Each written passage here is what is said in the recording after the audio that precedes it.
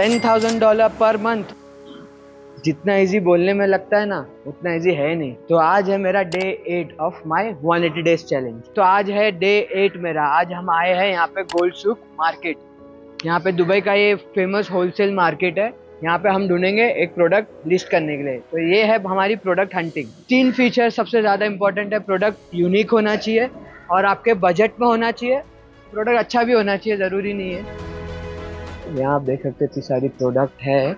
तो let's see which one will I choose. तो यहाँ मिली है मेरे को एक ये प्रोडक्ट जो कि यूनिक भी है। और let's check it on Amazon if it's available on Amazon और नॉट। रिसर्च क्योंकि इंपॉर्टेंट रहती है। आप ये रिसर्च करे बिना कोई भी प्रोडक्ट नहीं उठाना। तो आज मेरे को मिल गया एक यूनिक प्रोडक्ट जो कि मैंने गूगल पे भी सर्च किया, अमेजोन पर भी सर्च किया। इतना प्रोडक्ट नहीं है, तो आप इसकी भी लिस्टिंग कर सकते हैं। तो आज मैं करूँगा इसकी लिस्टिंग।